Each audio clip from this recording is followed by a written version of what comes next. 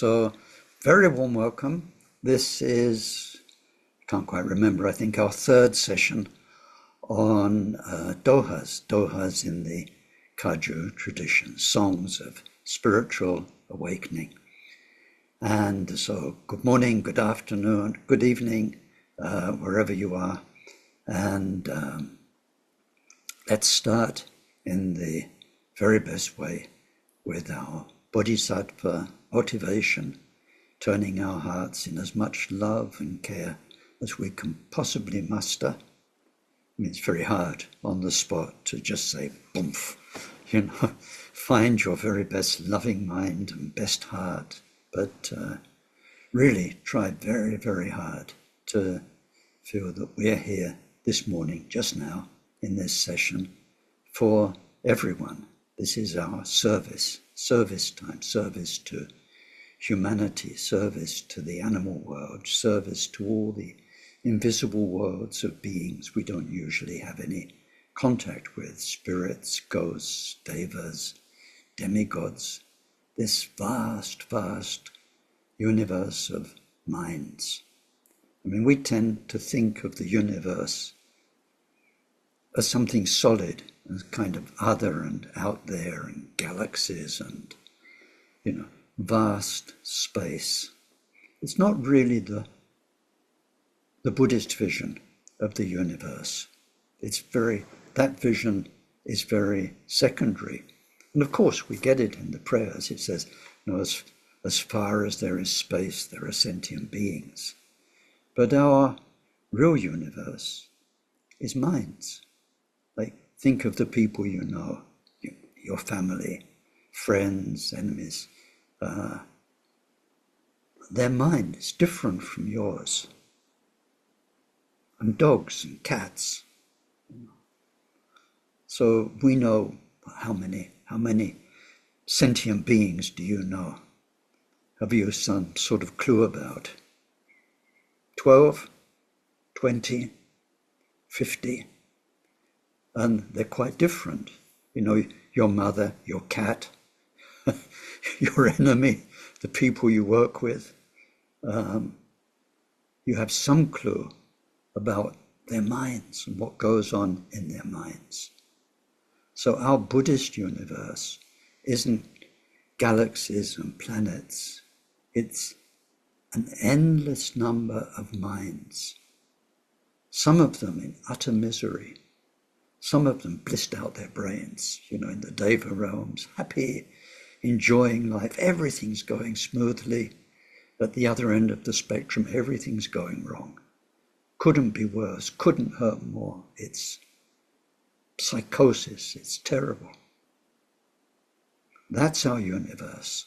And when we do our bodhisattva prayers at the beginning, then we're thinking of all these minds, and we're thinking of our mind. And what can I do with my mind, my heart, my life, so I can help those other minds hurt a little less, find some happiness, and ideally find their own way out of all the causal processes they're wrapped up in, that are the source of their own happiness and misery.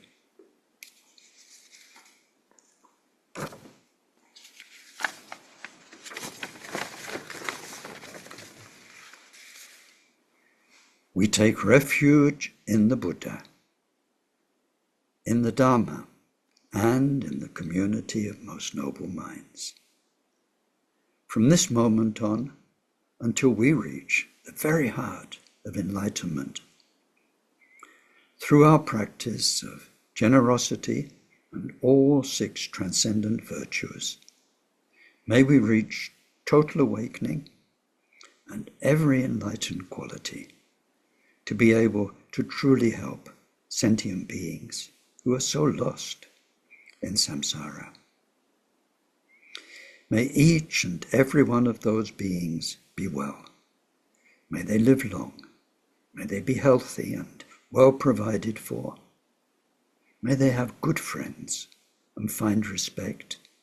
And may they live in places of peace, places of plenty, and most of all, May they practice dharma. May they each create the causes for those good circumstances to be their wealth in future lives.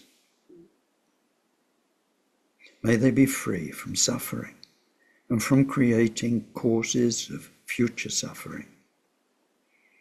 May they discover the natural, sacred well-being totally beyond suffering and attain great equanimity that is free of distance or closeness from anyone. Deyata shame shamawati shameta shatru amkurim marajite karota keyorite jovati oloyane Bishuddha nimale malapanaye kukure kaka grasse grasana omuki paramuki amuki shamme dawane sawa graha bandhanane nigrihtva sawa bhava pravadina vimukta marapasha savitva buddha mudra angatita sava mare butsarita Parishuddhe bhiga shantu sava marakama.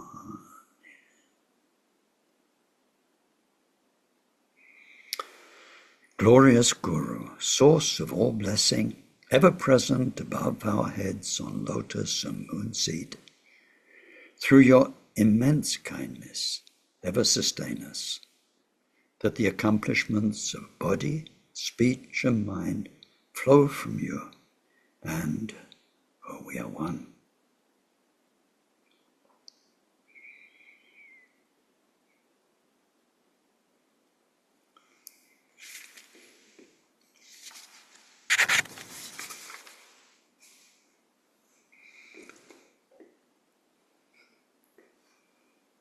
So today we are, we'll do some songs of Milarepa, a very, very famous person, of course. And so I need to say a few things first before we actually plunge into his Dohas. And so Doha is Sanskrit. In Tibetan, it's Gur. It's called Gur, like G-U-R. So Milarepa was Tibetan, so we study his Gur, his Dohas. But more generally about Dohas, in this course about Dohas, they are songs of awakening, and so it's the one we looked at last week, and many of them are the voices from the end of the journey. They're telling us what it's like once you're there. They've gone up the mountain, they're never coming back down. They're telling us what it's like when you get to the top. I think everyone's been up a mountain sometime or another, or been up a big hill, and you know what it's like when you get to the top and you get your orange and your chocolate bar out of your backpack because you've really done a big, big hike, and the air's so pure and the view's so vast, and you feel really, really good. So they're telling us, it's worth the journey. This is what it's like up here. Some of them are like that, but not all. Many of them are very raw, down-to-earth advice for ordinary people, and especially Milarepa's songs. He spent the last 20, 25 years or so of his life living in caves, wandering from place to place. He didn't want to get stuck anywhere. And also he had a list of different places, mainly caves, that he given to him by his guru, Mapa, who said, you should go here, you should go there, and meditate there, which is what he did. He was fulfilling his guru's wishes. But the people who came to see him, some of them were Buddhist monks, scholars.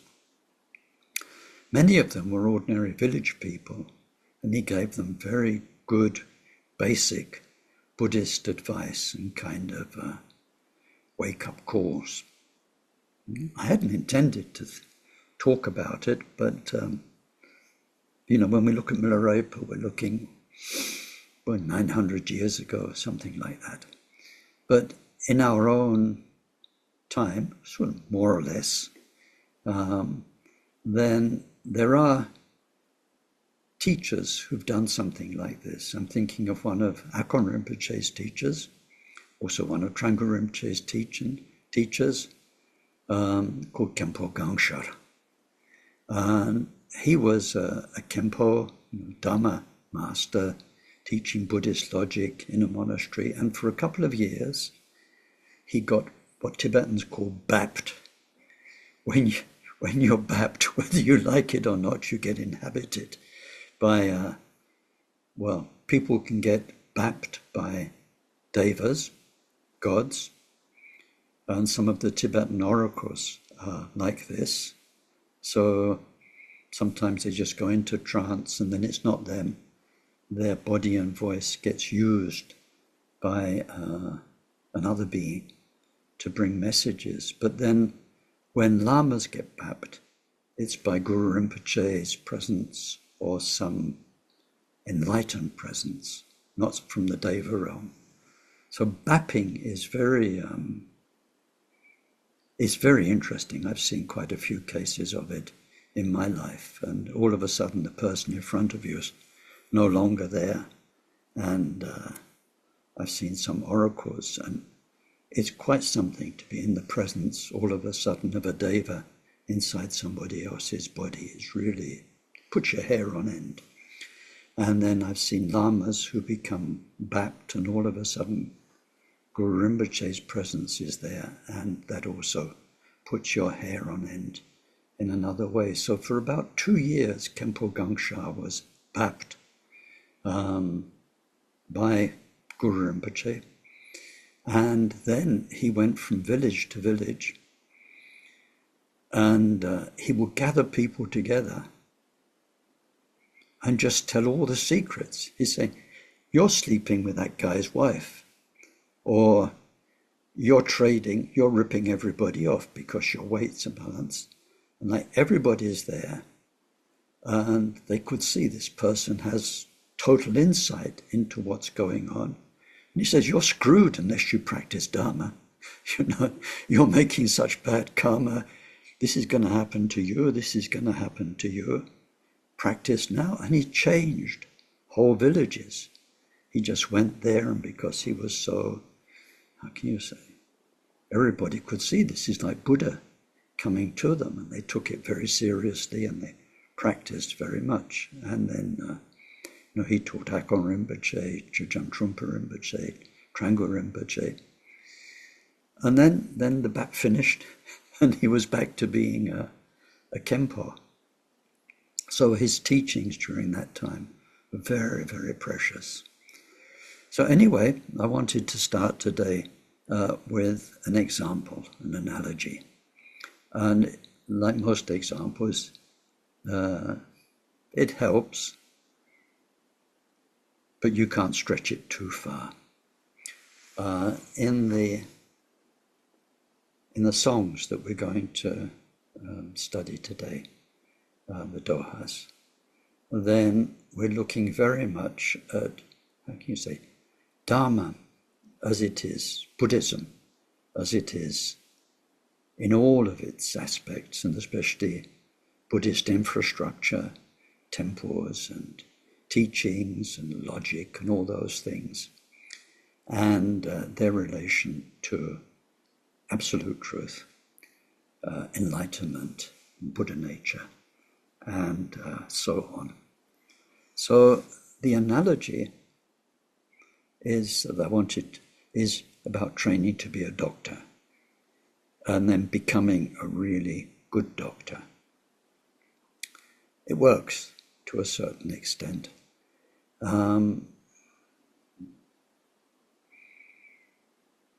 So first you need an education. You need to read and write, otherwise you're going to get nowhere. I'm talking about these days learning to become a doctor. And so you need basic education, you need primary education, secondary education, so that you And then out of that secondary education, then the science, the biology, the chemistry, and so on, that makes you qualified to get into medical school. And then at medical school, you've got years of ideas. You study anatomy in terms of ideas and charts and lectures, and all the other aspects of medicine, chemistry, drugs, pharmacy, all of that kind of thing. And then towards the end of your training, they let you loose in hospitals, and you see real people and sort of try and apply the ideas that you've learned and see how they work. Then you qualify as a doctor, and you're let loose in life and treating people. And then after about 20 years, 30 years, whatever it is, of working with the reality of people and their situations and seeing the diseases and so on, the conditions, but how they affect different people very differently, then you become a wise and experienced doctor. And maybe a doctor who is really capable then of educating new doctors. And you don't need the theory and so on anymore. It's in you. It is you. It's in your blood. It's in your veins. And anyway, like I say, it's an analogy that goes so far. So when we're looking at these dohas, very often, we're looking at the voice of experience from the end of the journey. But there is no end of the journey unless there's a journey. And the need for the path, when we hear, especially in some spiritual songs, we see how relative and how illusory the path is. But it's not to trash the idea of the path. We very, very much need this path where we go from A to B to C, like from primary school to secondary school up to university. And then we need to apply all the teachings in real life, practice the 6 paramitas and so on, until in the end we become a real bodhisattva. It's there in our heart, in our being. We're living it. We are practicing it. We need that journey to get to the end of the journey where you don't need it anymore. Khenpo Sotim used to say it's like a ladder that takes you onto the roof of a house. Most houses in Tibet have flat roofs, very useful flat roofs where you store things and could socialize when the weather's fine and so on. So he said it's like a ladder to get you to the roof of existence. Once you're on the roof, you can throw the ladder away. Don't need it anymore. It's called the stage of no more learning, the 5th of the 5 stages of the path. But until you get onto the roof, then you need the ladder, and you need to go from one rung to the next rung to the next rung, and or sometimes up a rung, down a rung, up 2 rungs, down 1 rung, and so on, till you get to the top. And then you can throw the ladder away. So today we're going to start looking, we might do 1 or 2, or with a bit of luck 3, of Milarepa's Dohas. And so Milarepa, he's very, very important in our lineage. Who was he? Well, that's a very big question. And what I think would be really good, if you can, is there's a book by my friend Peter Roberts, and he wrote a book it's called Biographies, in the plural, Biographies of Rinpoche. Rinpoche was Milarepa's, one of his 2 main disciples. in Peter's research, was in fact was his PhD research, he has one chapter on the evolving stories of the life of Milarepa. It's a wonderful piece of research. It's very illuminating about Milarepa. So if you can get a hold of that, so I'm respecting Peter's copyright. I've got a copy of it, and I could send it out to you as a PDF, but that's not fair. So however you get hold of it, that's up to you. But if you can buy the book, read the book, download a copy of it from somewhere on the internet, that chapter is very, very interesting. So what we see in there is that unless you can read Tibetan, then most people have the life of Milarepa and the 100,000 songs of Milarepa that come from somebody called Sangyon Heruka. Means the yogi of the empty valleys, the crazy yogi of the empty valleys. We can't call it a problem, let's call it a situation. The situation is this. Sangyon Heruka was a very good scholar, but he's 300 years after Milarepa. And his version of Milarepa's life is gathered from all of the oral traditions, from storytellers and of Milarepa's life first. So here we have a problem. Storytellers are wonderful people, people who go around who can tell stories nicely, sometimes sing the songs and sing Milarepa's songs. But the problem with storytellers is they like to tell a good story. There's nothing like adding a few details and, juicing it up so that people really get into the mood and they can imagine it.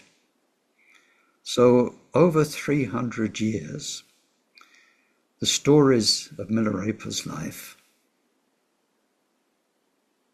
evolved, let's say, evolved in the oral traditions. So Sangyon Heruka had gathered those. According to him, he also had a secret transmission.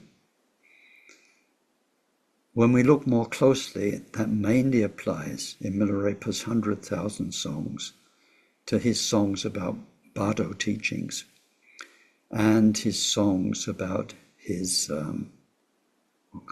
relationship with the goddess Tserengma.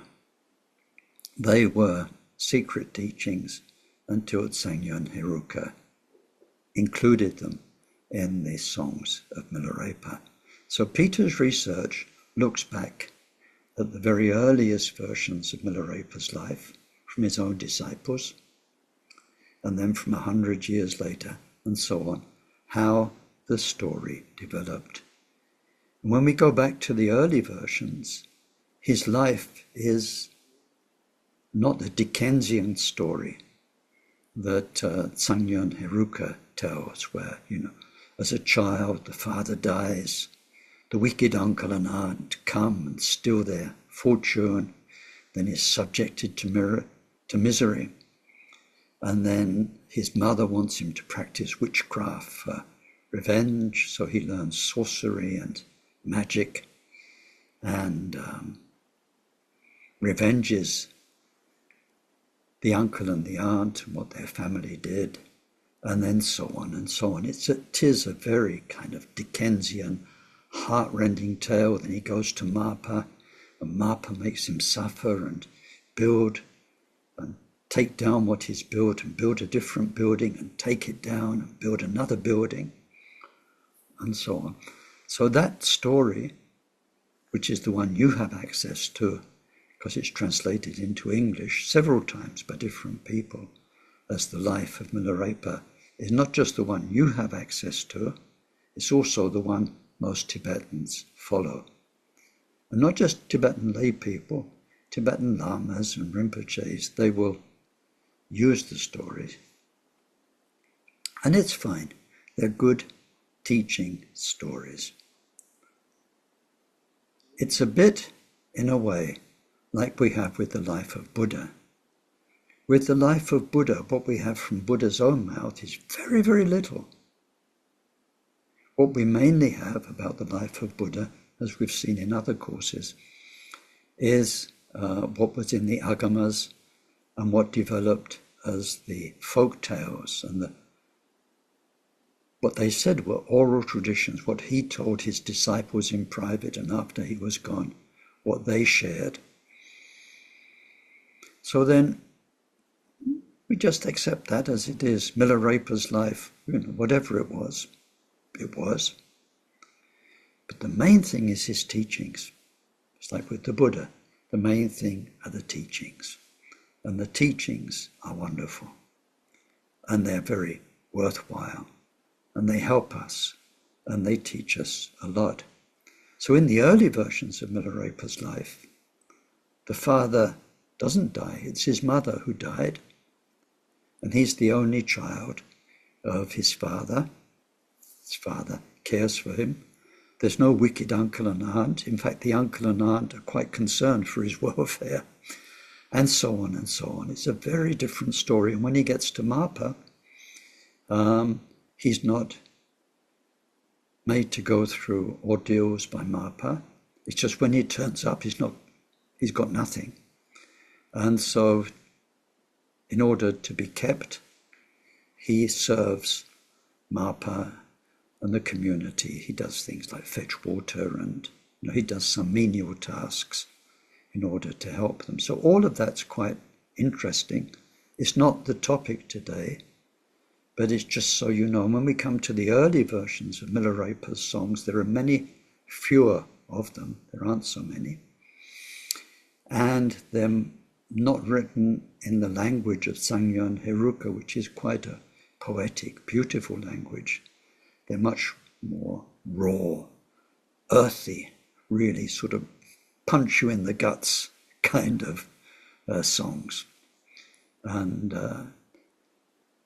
near the end of his life, Akon Rinpoche brought back from Tibet one early version of Milarepa's life and songs from the third Karmapa. And one day that will be translated into English.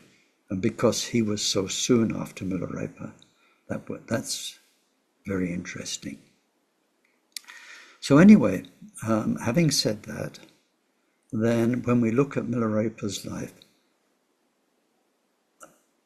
in terms of all this research into whom he really was, then he left home. He certainly did study sorcery, shamanism, whatever you want to call it, power, control over the elements, especially over the weather. And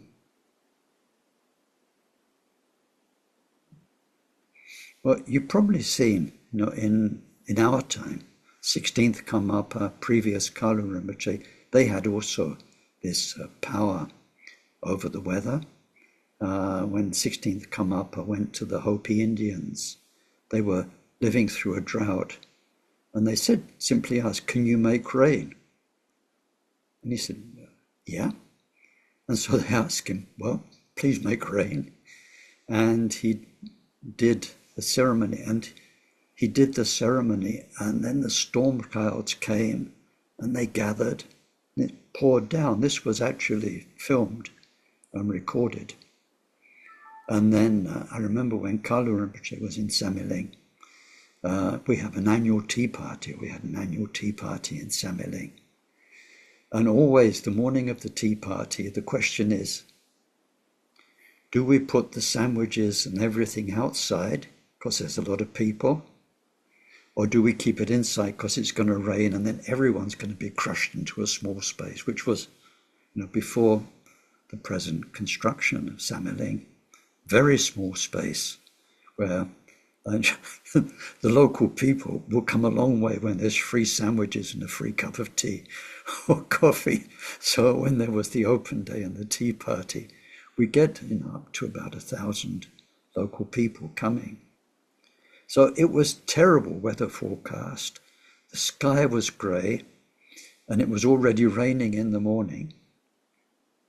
And so we said, it's going to be one of those inside, steamy, crowded tea party days.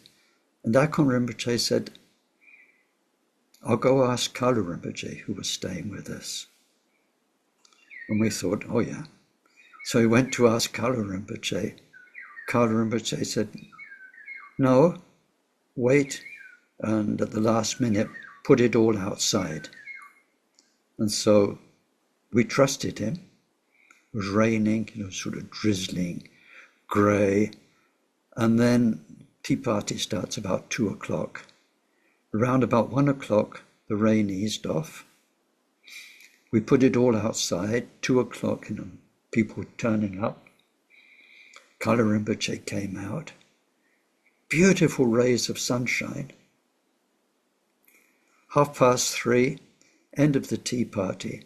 Kalu Rinpoche went back in, pouring down with rain, and everybody went off. These things happen. There's power over the elements. It's not just in the stories. And once our people in South Africa, they were having a drought. They asked Akon Rinpoche, can you get Kalu Rinpoche to bring us rain? And he asked Kalu Rinpoche, and he did the prayers and the ritual, and it rained. So these things happen. So anyway, Milarepa went off, studied shamanism for a while, and then he seems to have spent probably about 9 years with various Nyingmapa teachers learning and practicing Dzogchen. He went to about 10 different Nyingmapa teachers, and his what's called development stage yoga was very good. His visualization, his power over the inner elements, the channels, the winds, and so on, was as you'd expect from somebody who's an accomplished shaman, was very, very good. But by the end of those 9 years, he knew something was missing, and his final Nyingmapa Dzogchen teacher sent him to Mapa. And there he went to Mapa, and he was accepted, and he spent 7 years studying with Mapa, receiving transmissions. But remember that Mapa's own teacher was Naropa, who was one of India's greatest scholars. And Milarepa was going to become the hinge, the link between Mapa, who'd gone to India for 20 years and received all these new transmissions. The link between Mapa and Gampopa was Milarepa. So Milarepa studied intensely under Mapa for 7 years, but during that time, Mapa sent him away to Lama Ngokpa for 1 year to get very detailed teachings on some of the practices. Now, I'm telling you this just in case you come across Tibetan Lamas or Rinpoches who tell you, just be like Milarepa, he never studied. He just simply practiced meditation. Well, that's a load of bullshit. If a Lama tells you that, you might not need to be polite and tell them back, this is a load of bullshit. But, our really good Lamas, Trangul Rinpoche, Taisitupa, all of the ones who really know, they'll say, of course Milarepa studied.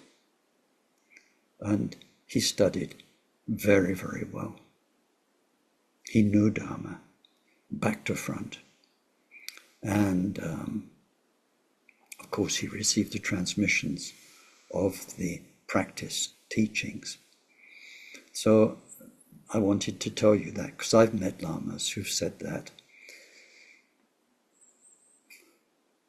Mainly lamas who themselves hadn't studied very much. So anyway, that's another story. So anyway, Milarepa then left Mapa, and he practiced for 9 or 12 years in solitude as instructed by Mapa, and then he attained total enlightenment.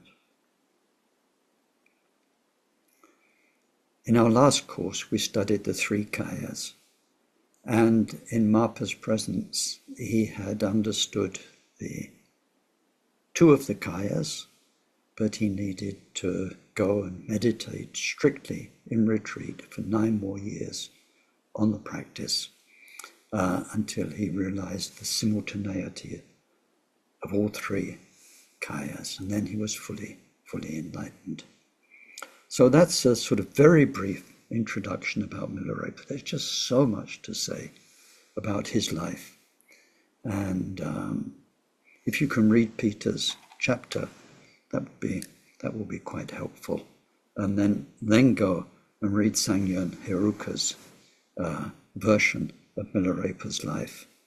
And which could be the richest version. But it's nice to read it with that historical perspective. So anyway, today where we're going to start is with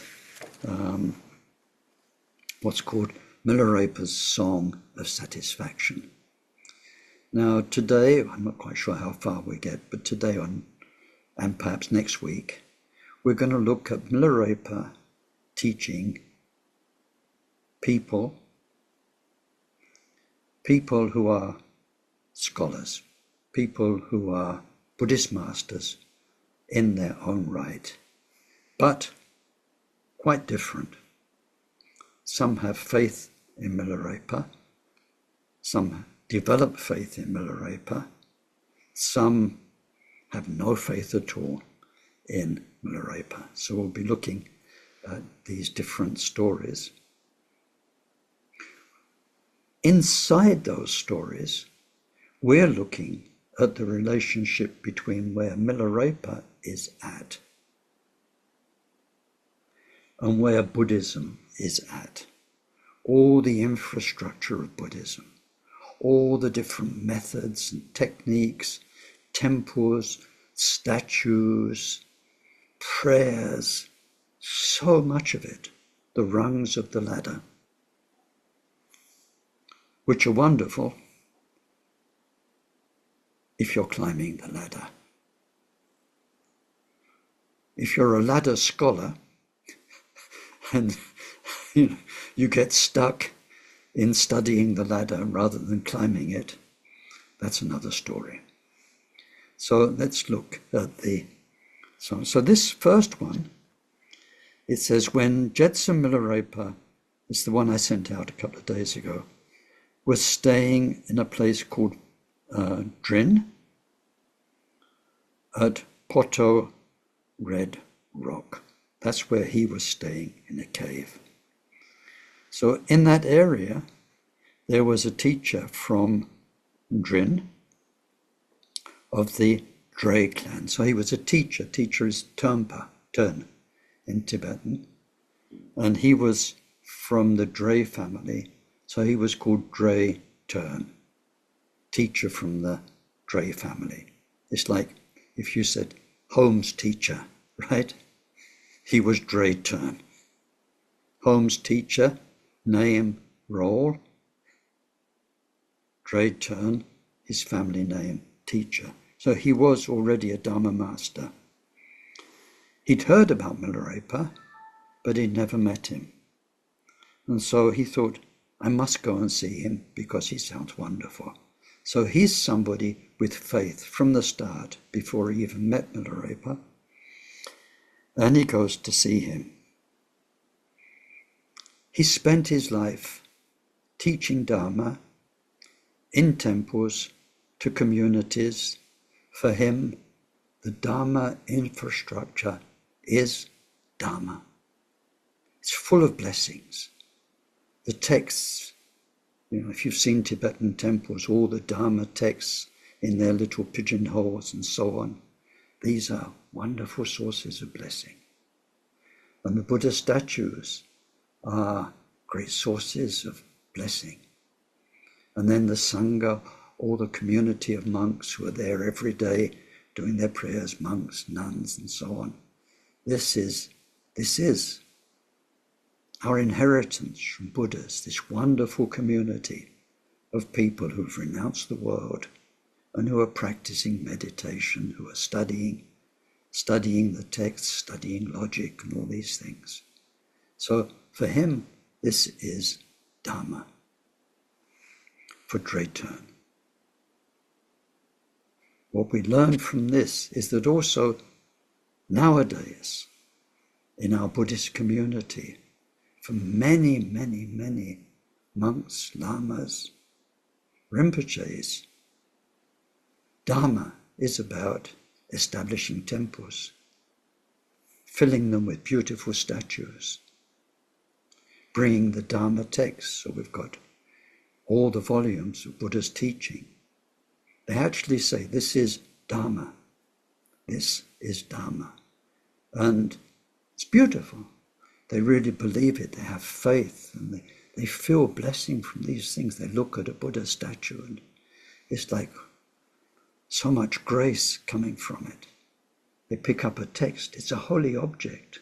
The words are very sacred. It's not bad.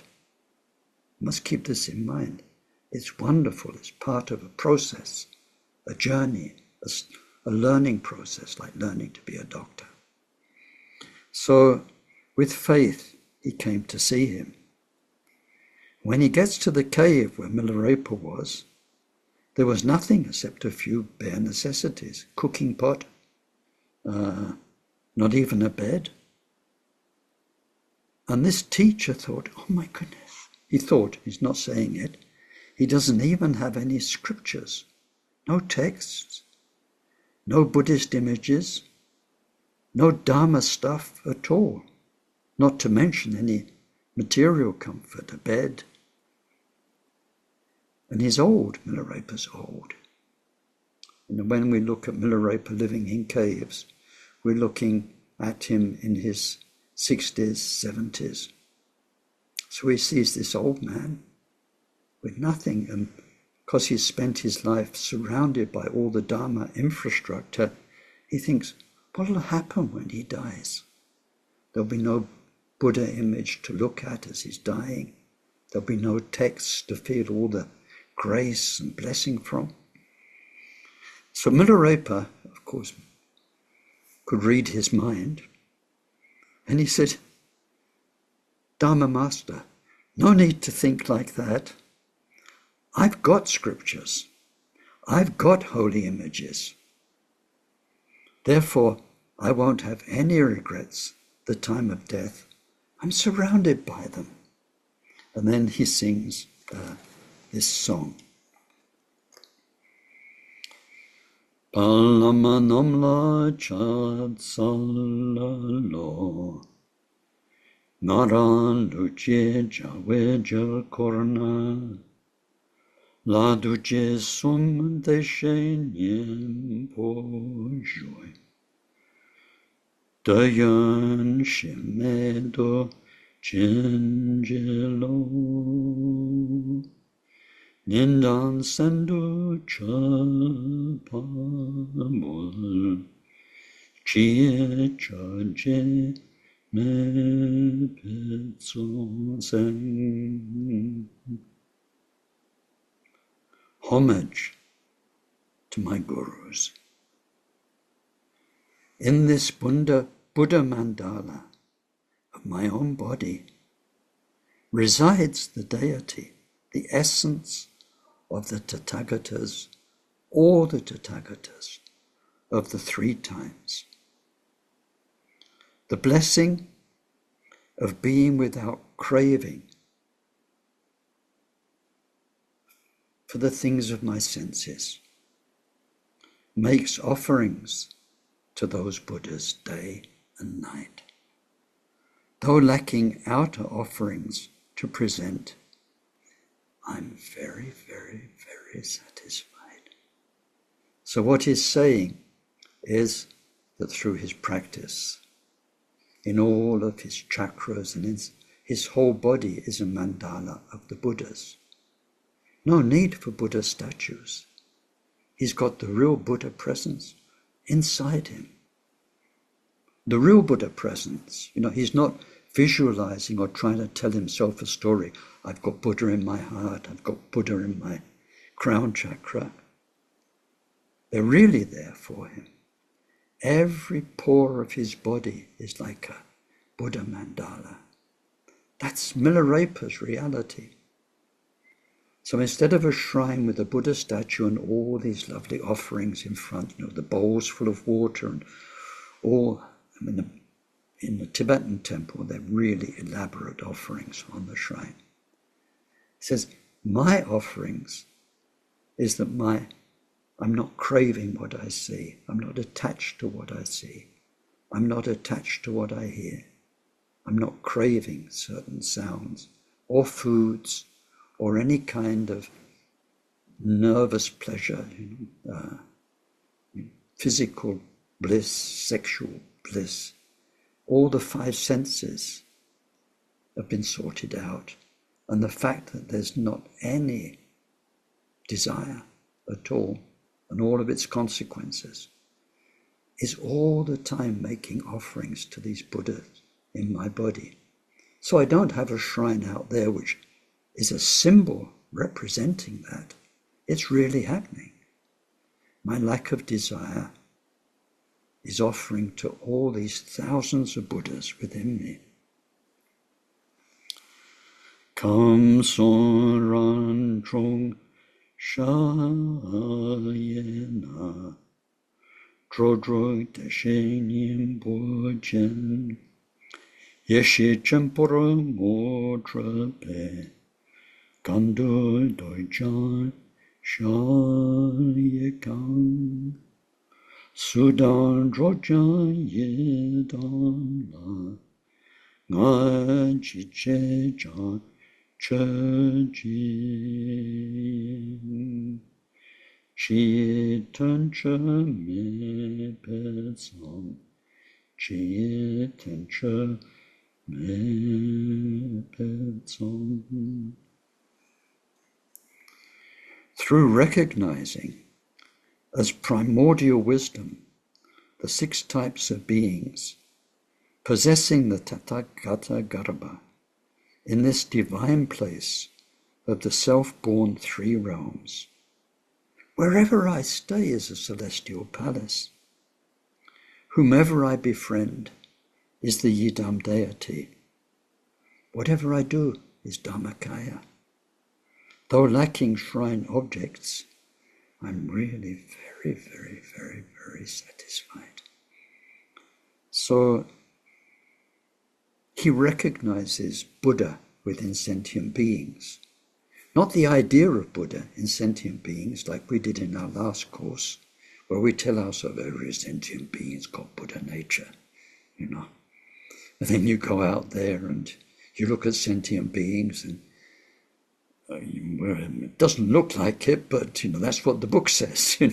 Somewhere inside there's Buddha and every sentient. Milarepa, through recognizing 100% all the time Buddha within himself, knows everybody's like this. Everybody he meets is like meeting Buddha. And this is the sign of a really holy being. Whoever they meet, they relate to the Buddha inside them. When we go to a true master, they're relating to the Buddha inside you, who you really are, what you really are. Milarepa is saying, I see this. Whichever of the 6 realms, from the hell realms to the deva realms, all the 6 types of beings, I see it in the birds, I see it in the animals out there in nature around me, and the people who come. all the time. Where I am is in this mandala. So if you practice creation stage meditation, then you visualize like the medicine Buddha's mandala, Pure Land, whichever one it is. That's where Milarepa is all the time. It's manifest. He doesn't have to think it, make it happen. We saw in the last course, Buddha activity is spontaneous. Realization spontaneous. Milarepa is in hundreds of thousands of Buddha mandalas all the time, meeting people. So wherever I stay is a celestial palace. Anyone I meet is my yidam, all the various yidams.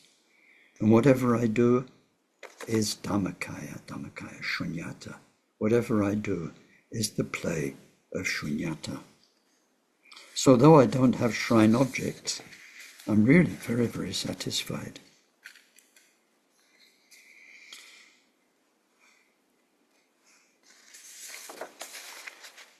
Chinawa karma ge shobula yeshe champanak sajara wampongai yege tri chenon chuchi kurugo yina pecha me petsen yina pecha me petsen. Applying the ink of great primordial wisdom to the paper of the red and white external manifestations, letters of the five senses are written, manifesting as anything whatsoever and recognized as Dharmakaya. Though lacking texts with their black letters, I'm quite satisfied. So this verse is not so easy to understand unless you practice yoga. It's referring to his own mastery of the inner channels and chakras and energies. And through that, there is no this side, that side. There is no inside me and universe out there. The universe out there is inside you. And what is inside you is connected to everybody and everything. Your whole being is everybody. Your whole being is everything, which is why great siddhas like Milarepa have power to change the material universe. There is no me and other. And so, well, we can't say any more because they're secret teachings. But when you study, when you practice the secret teachings, then this makes a lot of sense. So he says, I don't have books. I don't have Dharma texts telling you the theory of this. If we go back to the doctor analogy, very, very experienced, wise doctor. There are people with their health and sickness, and they come to you, and you just know. It's not the words about sickness inside textbooks. It's not the words about treatments. One of the Tibetan doctors I worked with, Khenpoken, he was a most wonderful Tibetan doctor. He got what in China they call the Golden Bowl Award. They give it to the best ethnic doctor in the whole of China. And he was recognized as being that year the best ethnic doctor in the whole of China. And when you sat with him, when he was consulting, he would take a person's pulses and he would just be tuned into that person and know what was wrong. And with him and with other Tibetan doctors, they've taken them to regular hospitals with the specialists. And they've just blown the minds of the specialists. They go and sit with somebody and take their pulses and say, this one's got a kidney problem and it's this and that. But they say, but how can he know that? Because they've done the blood tests, they've done the x-rays, they've done the scans, they've done all these things. And it's just there. The health, the sickness, everything's there. They just tune into it. So this is what Milarepa is saying. I don't need books about it. Why do you need books about it when it is so vividly real, right in front of your eyes, your senses? So he says, my primordial wisdom, my jhana, my natural Buddha mind is reading the texts of reality, which are reality itself. I don't need books. And then the last verse, Che kamsum kowe sam chilla, tenye yope de toktseme, Dhamma samut sam jarawe, kusum drame ting zeng zang, nam puk chitseng aretra, nam puk chitseng aretra, chisong so. In general, beings of the three realms possess tatata. Realization of that is measureless. By applying my teacher's profound advice on this, there is never, never separation from the three kaya. A meditation experience is excellent. So when, in the end, death comes, I'll be exuberant. Will be the end of thousands of lifetimes of personal story. That's happiness, to dissolve into the endless, infinite, loving compassion, wisdom and peace of Buddha mind forever. There's no greater happiness. Nothing more wonderful than that. He said, please don't worry about me when I go.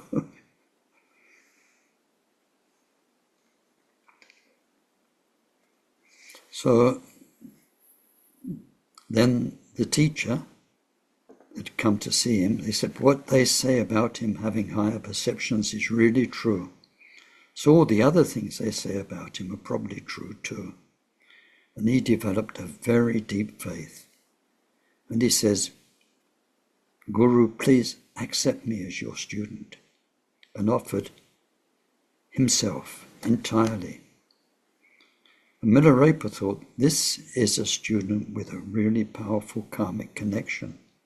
So he gave him empowerment, key instructions, and set him to meditate. And this Drayton, the teacher, whose name was Dray, got excellent experience, and especially the experience of bliss and no thought and clarity. And at a time when, later on, when many of Milarepa's disciples were gathered, he told this to Milarepa. And he said, before, such happiness never arose within me. And so I had great attachment to all the material things, the statues, the books, the temples, and so on. But for you, this bliss dawns without any focus on anything whatsoever. So now I want to follow you, roam in the caves, the mountain retreats, and come to know this happiness in its fullness. Milarepa was very happy. He said, "Oh, if you do that, then you'll always be happy. Nothing better than that. And later, you'll become a guide for other people and help them do the same thing." So that story is one of my favorites. And like I say, we need to take it in context.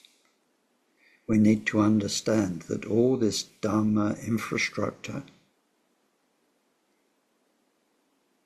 has its place and is very useful. It's the part of a journey of learning, the rungs of a ladder. And also we have to remember the age in which we live. In 1959, with the Chinese takeover of Tibet, there were some more than 10,000 monasteries, temples.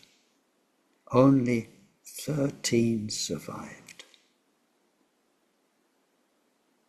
Only 13 survived intact. There was a huge destruction. And so with Tibetans outside of Tibet, the refugees and so on, for them either in India, Nepal, other countries where they were refugees, became very, very important to establish the infrastructure. And in the Dharma centers in the West, to keep alive all these steps of the journey, these rungs of the ladder, they put a lot of emphasis on building temples, building monasteries, building retreat centers, furnishing them with statues, making sure all the sacred texts were, as many as possible, were not lost.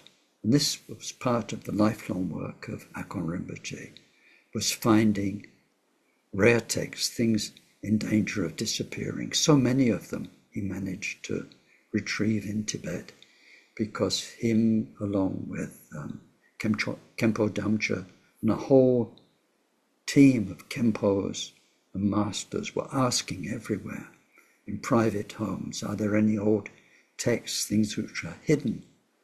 And anyone who has the transmission, so much was saved. We must remember we live, especially the older ones of us, through this age where re-establishing the infrastructure has such importance for a people who lost everything.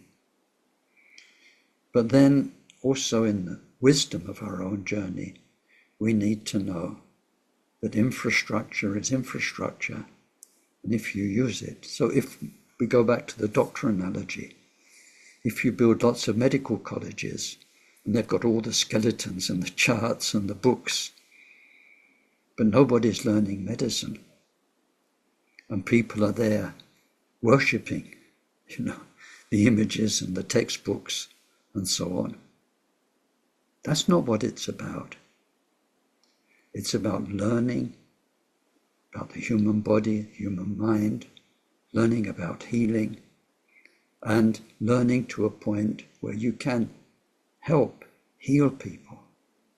Then it's very real. The medical theory becomes medical reality, and people who hurt are made better. People in poor health are given good health. People without understanding of their minds and reality are given dharma, are given refuge, are given the idea of what a bodhisattva is, bodhisattva journey, all the stages of the path. So the need to practice. So there Milarepa is wonderful because he showed us nothing but practice. He didn't build temples. He didn't initiate infrastructure. When he went back, when you read his story, to his family home, which was in ruins, the treasure of his family was this called Castle of Jewels. It was the family Dharma books. He said, when I was there and we were a family, we had the books. Nobody could read them. Nobody studied them. And when he went back after all those years, the rats had got to them. It was just piles of chewed paper. And he said, now there's somebody here who can understand the books. There are no more books. It's a sort of huge moment of realization for him. So anyway, that first song is one of Milarepa's teaching songs. We saw how it helped that particular person, but we can also see how it can help us in our own sort of relationship to appreciate all this infrastructure, relative means, but also to know where it's going, which is somewhere far beyond all of the infrastructure. So now the next song, and the next two songs we're going to look at, are about the 6 paramitas. And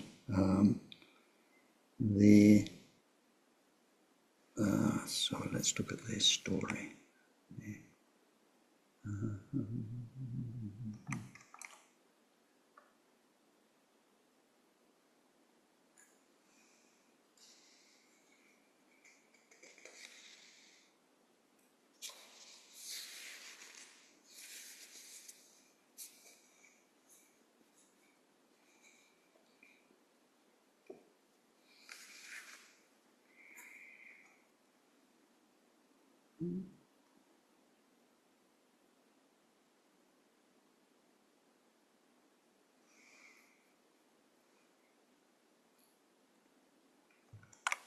I've not got the story to hand here, but the first one we look at, its title is Milarepa Sings of the 6 Paramita. This was to somebody who came to him, again, somebody with faith, and who wants to know about the 6 paramitas. It's somebody who studied and who knew who knew the traditional teachings. When we study 6 paramitas, it can be quite extensive. If you study Khenpoken's teachings on 6 paramitas, they're quite a little bit extensive, but the actual teachings can be very big. So here the person who comes to him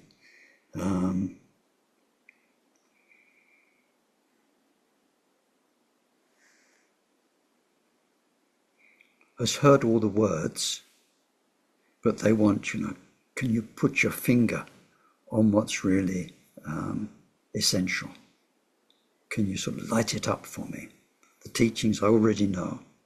Can you really help me live them, help me practice them?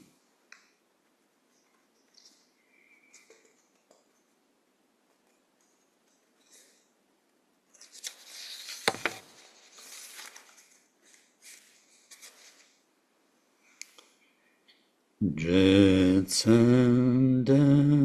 lame shapladu nojet sakezilvandra chaksame para chimpaton Daljoin impolen pilze megidreshen sultem song Gansong sawashidan Solababjang Zulpagom Lelo Ranshendan Medru Gewilela Tsamparza Shulwe tekchen dan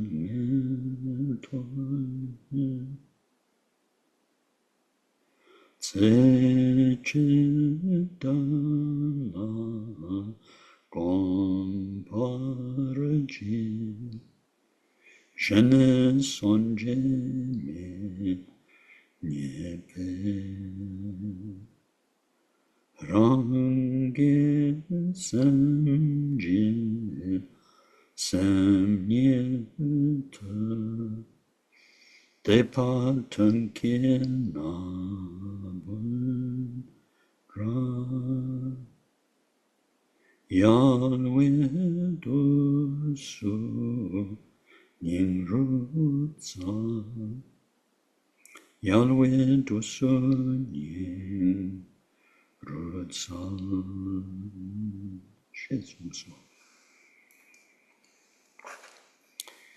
So this song says homage to authentic gurus. It's about the 6 paramitas. First, generosity. Wealth and material goods are as transient as morning dewdrops on the blades of grass. Be generous so as to destroy the clinging mind. So, wealth and material goods. But here, he doesn't just mean spiritual wealth. It doesn't just mean material wealth, like money. He means the richness in your life. The richness means sensorial richness. You know, we try and fill our homes with beautiful things to see. We listen to music that's lovely to hear. Or we listen to the songs of the birds and the sound of the rivers. We like to smell good things. So we put deodorant blocks in the bathroom and in the toilet so that it smells better than it would do normally. We like to taste nice food. We like to have our body comfortable. We wear nice clothes. We have comfortable furniture to sit on, nice comfortable bed to sleep in. We like hugs and cuddles and that kind of nerve end richness, let's call it. Chemical richness. So he says, these things, they come and go. It's like the dew on the morning grass. So beautiful. Not saying it's not beautiful, the dew on the morning grass. It's wonderful. You go out sometimes, you've got the first sun just appeared over the horizon. You've got the grass is full of dew, and it's like thousands of diamonds. Each step you take, it changes. This one's flashing blue, this one's flashing red, this one's flashing green, this one's flashing red. It's like wonder. So beautiful. A pasture of diamonds and colors. And you can't believe how beautiful it is. Then that same sun that makes all those dewdrops look like diamonds evaporates them. They're gone. Where did they go? Back where they came from, the atmosphere. Nothing to be seen. So when pleasure's there, it's there. Tasty food is delicious. Beautiful smells. Like spring will come and there'll be all these smells of pollen and so on. Flowers. It's beautiful. But then when it's gone, it's gone. Comes out of nowhere, goes to nowhere. So with that kind of attitude, it's not that we resist and put down beauty, but we realize how transient it is. And like the dewdrops, how much of the day do they last? How much of life is pleasure? How much of life isn't pleasure? What does the pleasure cost? And so on. So he says, see it like that, and then whatever's beautiful, whatever you have, if you have wealth, share it, give it happily. Then no one can take it away from you. If you've got £1 and you give £1, that pound's given you good karma. It's given somebody else happiness. That's the best pound ever. £1 in the bank, what is it? It's £1 in the bank. It's in the bank. It's not in you. And you get a bank statement every month saying, you've got £1. But what good's it doing you unless you spend it? And then we die and somebody else gets it. You never really had it in the first place. It was in the bank and then somebody else gets it. What good did it do you? Whereas the £1 we give,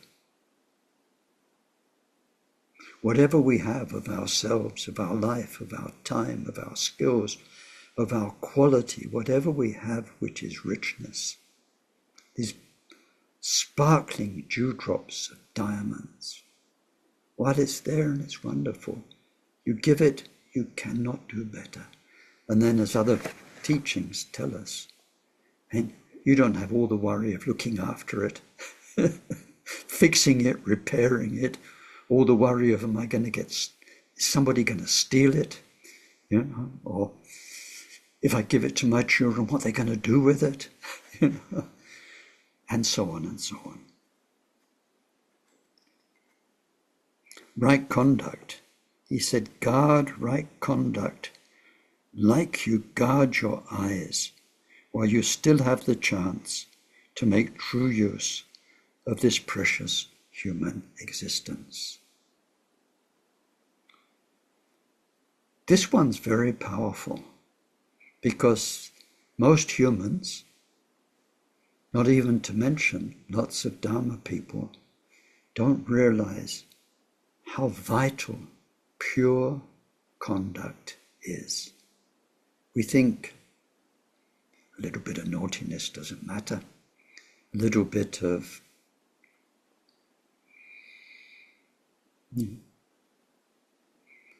who was it who said that? Just a moment. I need to look something up very quickly. Be back in a second.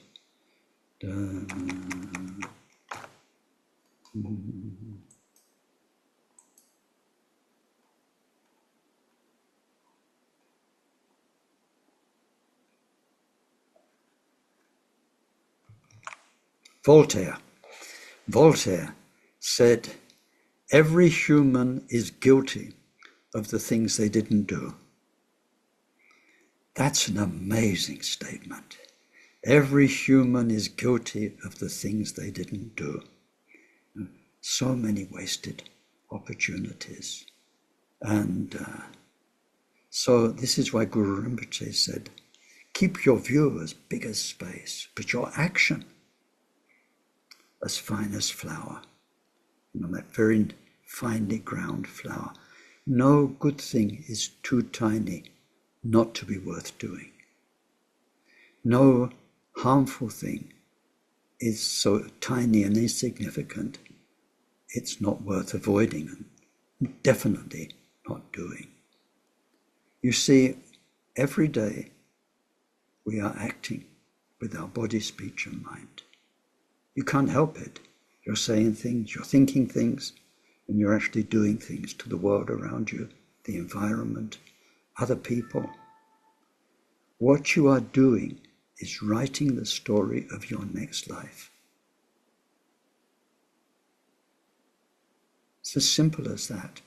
And what you're experiencing now, your health, your friends, your enemies, your life circumstances, the wars, everything around you is the story you're experiencing because of what you did in your past lives. So he said, be so careful with your actions, what you say, what you do. Guard your activity like you look after your eyes. You know, when there's a danger, very often the first thing we do is protect our eyes. Sight is such a precious thing, these little balls that you've got in your skull. It's so precious, and we protect them as much as we can. So it says, like that, moment after moment with mindfulness, awareness, protect your action, just like you protect your eyes. Then the rest is the details, you know, all those teachings on right conduct and vows and commitment.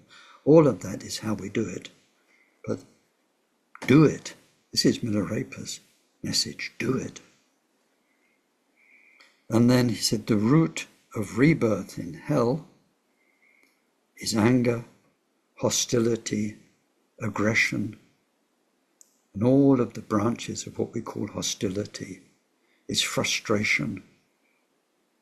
It's being upset by this, by that, by him, by her. Upset is a very, very good word for understanding this paramita. So he said the root of being reborn in hell, and even if you're reborn as a human, your human life is like hell. And so many people in our world are going through this hell on earth, which is nothing compared to the real hell realms, but nevertheless, that's something we can witness. Humans going through hell on earth. At one point through my work, I was visiting locked wards in psychiatric hospitals, visiting people who were in there. I tell you, what you see in there breaks your heart, how much someone can suffer through psychosis and so on, how much they can hurt. So he said the root of that is anger and hostility and blame and resent. Because they cause us to hurt other people. That's why we practice love, forgiveness, understanding of other people's karma. So he said, practice forbearance, even if it costs you your life. When Akon Rinpoche was being murdered, along with his two companions, he told them not to fight back.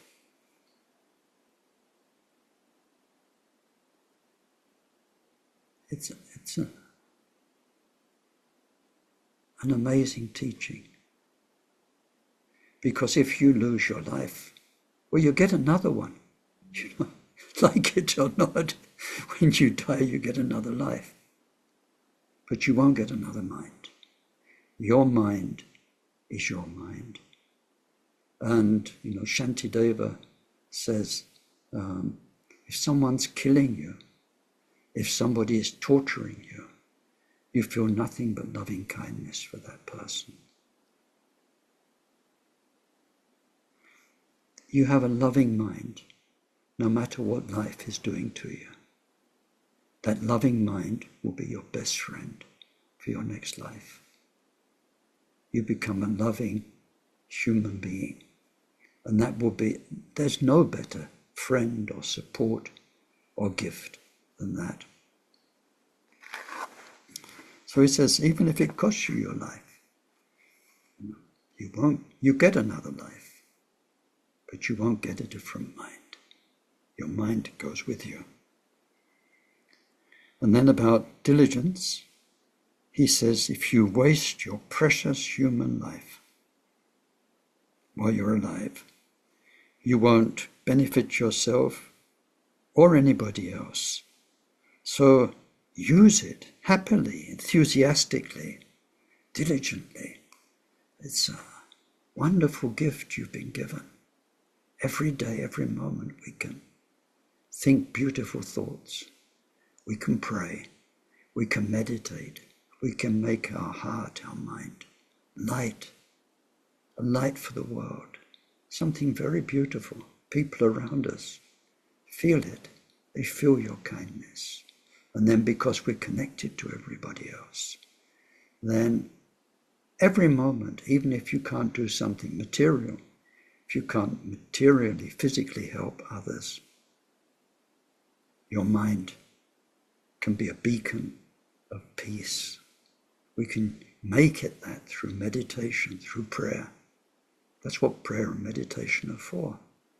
So we don't waste every day.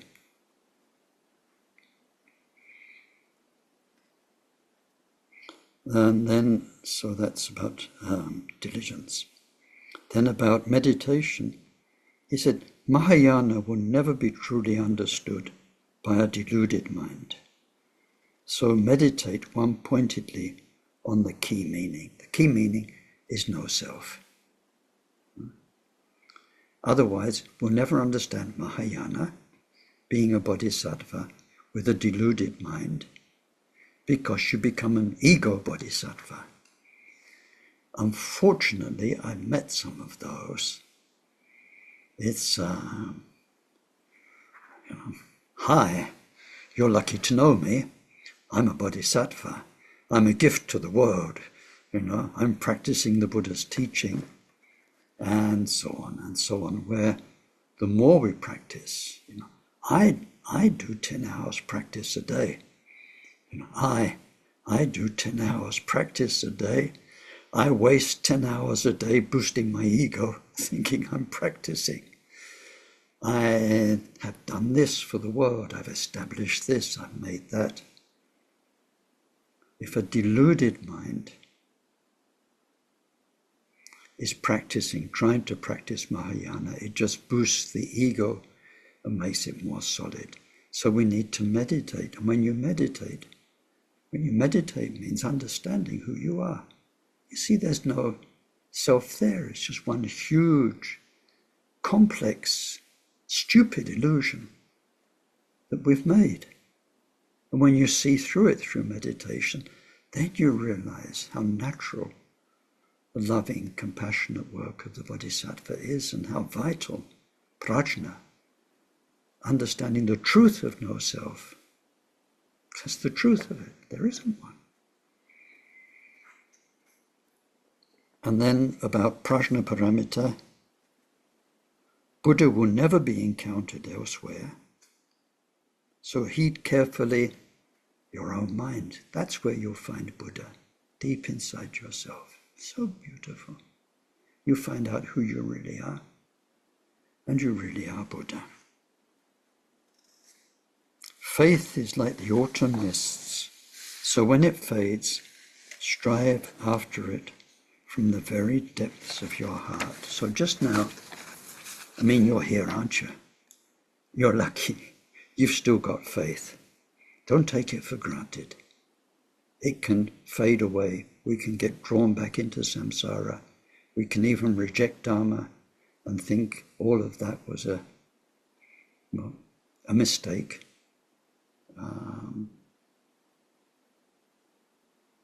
It's amazing how complicated, tricky the human psyche, the ego is.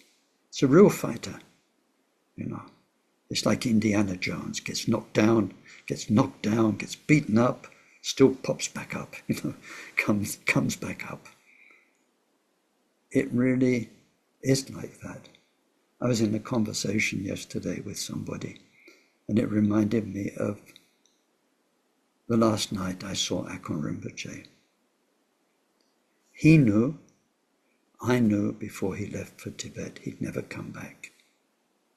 We both knew he'd die there. We didn't know how. Well, I didn't know how. But we knew he wouldn't come back. Yet nevertheless, in my last moments with him, I said, have a safe journey. See you when you come back. And he looked at me like, how stupid can you be? Our last moment together was him looking at me in my utter stupidity, because even though I knew it, in this state of denial, that's what it was, a state of denial. I knew it was going to happen, and I didn't want it to happen, so I'm there like an idiot, telling him, see you soon. And after so many things that had happened, which made us both know he wouldn't come back, that was goodbye, goodbye. I'm still there like a fool saying something, and he's looking at me, like, how stupid can you be? And don't, in one way you know it, and in another way you don't know it. Ego, self-delusion is so tricky. It's so strong. So at the end of this song, Milarepa says, faith, believing in dharma, is a very precious thing.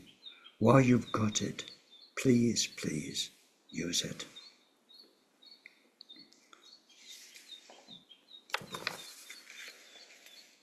May whatever virtue was created by our session contribute to the state of omniscience being attained. By the main enemy, our own mind's defilements, being completely defeated. Through that, may each and every sentient being become free from this ocean of existence, troubled by its waves of rebirth, aging, sickness, and death. May this precious bodhicitta arise in those in whom it's not arisen. In those in whom it has arisen, may its development know no obstacles, and may it increase ever more and more. Through our virtue, may we quickly achieve Mahamudra and establish every single sentient being in that same accomplishment.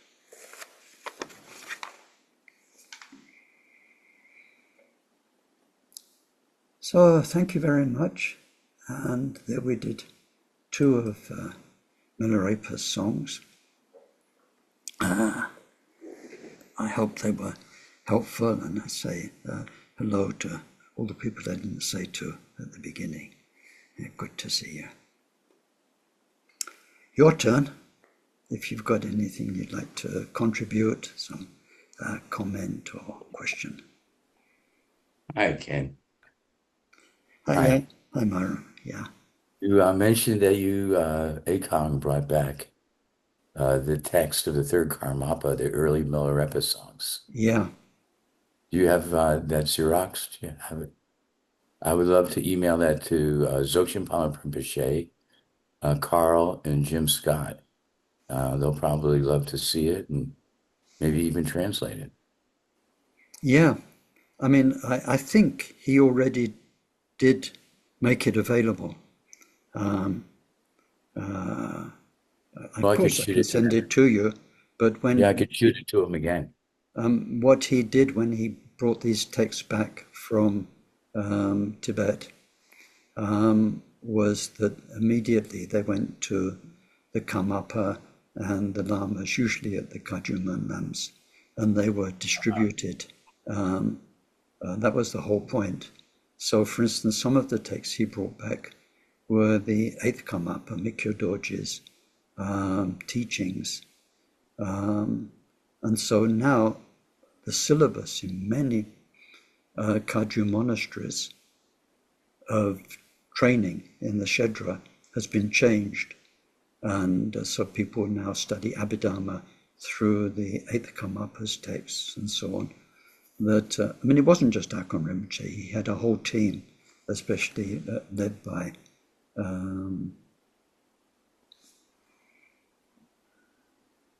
Khenpo Damcha Dawa. And so Khenpo Damcha would come from Tibet, and because Akon Rinpoche couldn't go to India, you see, there were political problems. So Khenpo Damcha will bring the texts to the Kagyu Lams, And then he'd give them to the Karmapa when he was there, and to the main Kagyu lamas who were all there, especially Gyaltsab Rinpoche. And the idea was to reproduce them and distribute them. So I'm sure they've already got them, but I can send it to you anyway. Yeah. And My thanks mistake. for thinking of that. Yeah.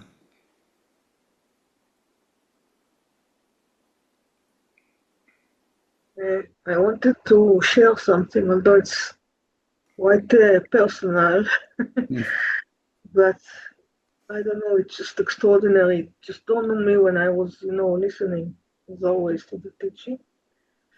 That I had when I was in Tibet, I had an experience in one of the caves of Milarepa, Rancho, I think, close to the border. And there was a whole thing with the hand, what you call it, when they put his Handprint? handprints. And I put my hands inside.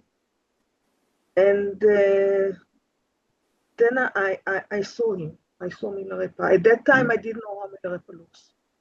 That's why it's authentic, not made up.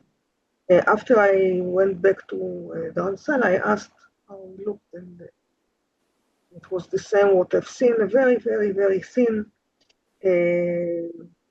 image.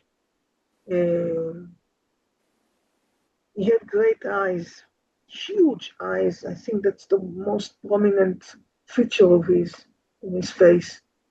And he was also wearing a white robe. And his eyes were so full of compassion until this day. I mean, I've seen compassion, of course, with my gurus and all, but what you saw coming through his eyes. So I started crying, of course. And he said to me, I'm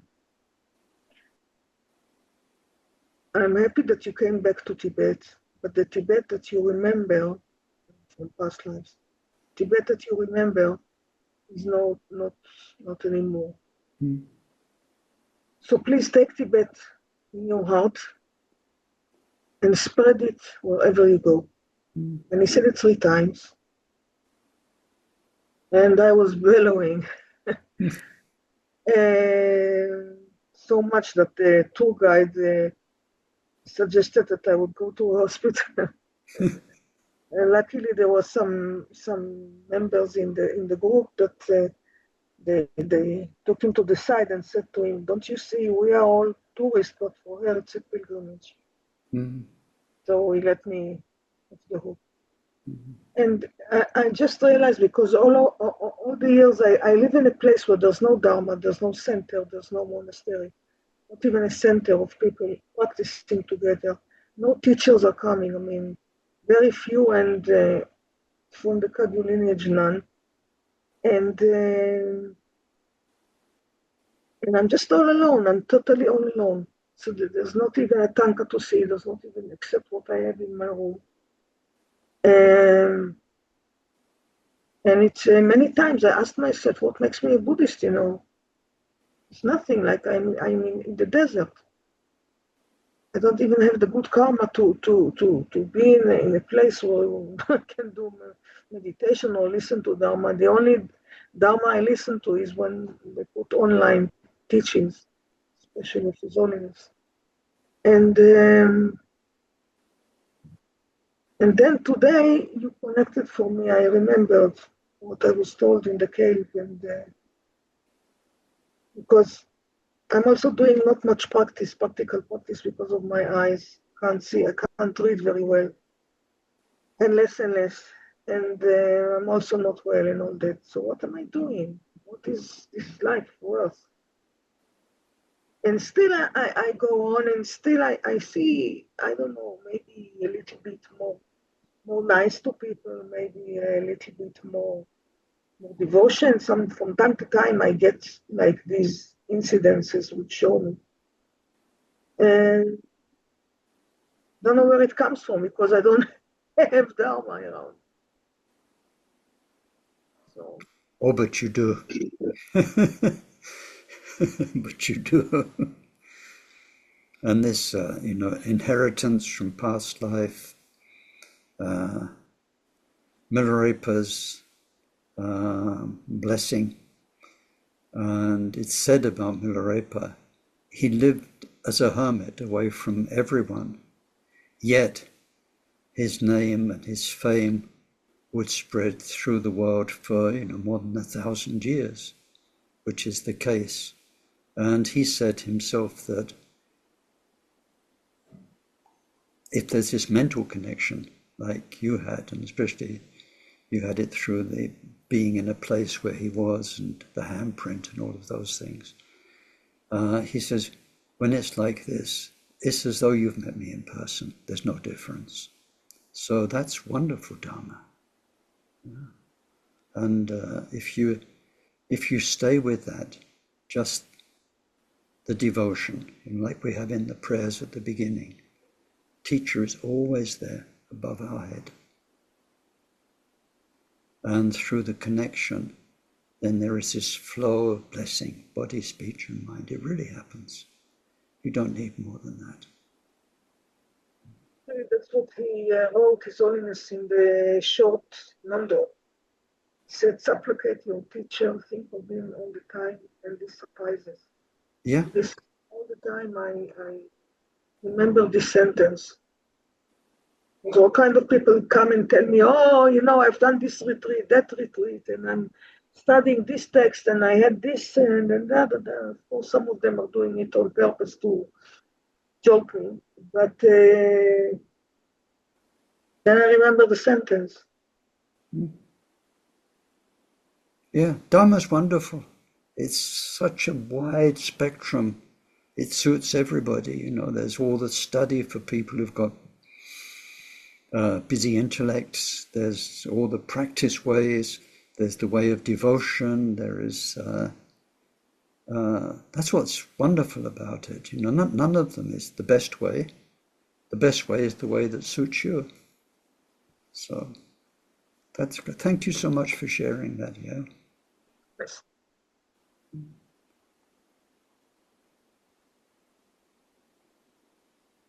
Some people have attained enlightenment from just 4 lines.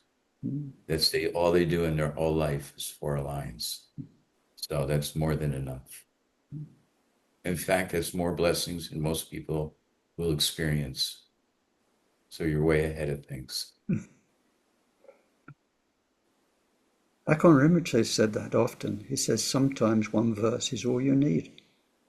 That will be if you really get into it, rather than thousands, hundreds of different teachings, different techniques. He said one verse could be all you need for your whole life.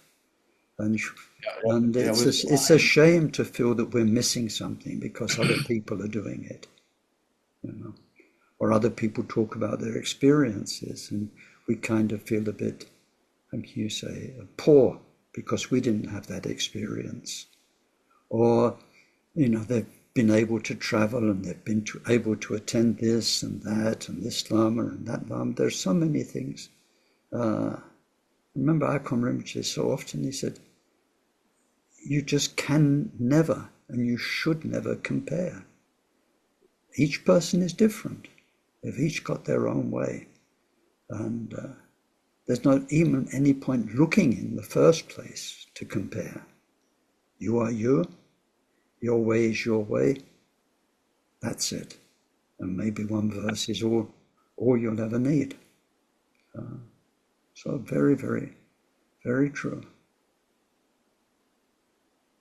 Earlier, you were talking about the weather controller, controlling the weather.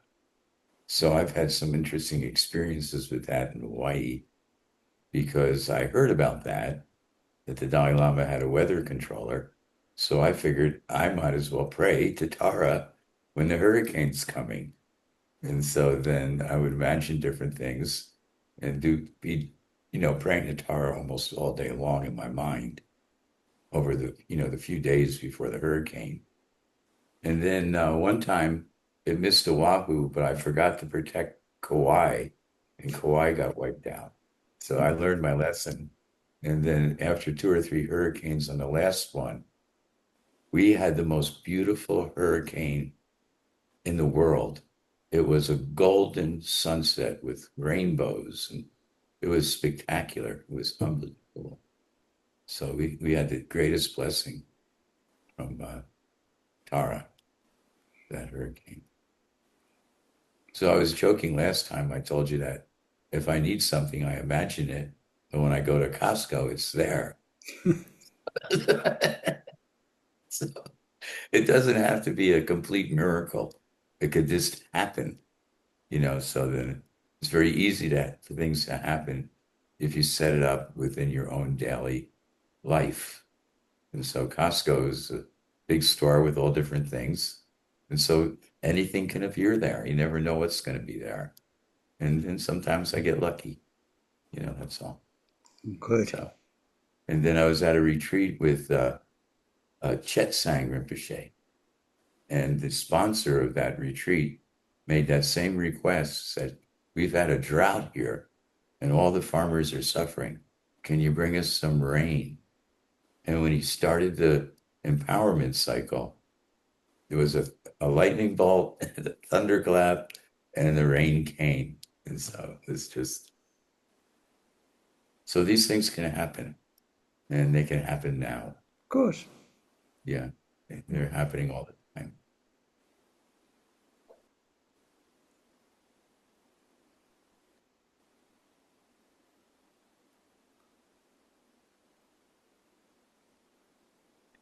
And so we're lucky, because we're all doing it online.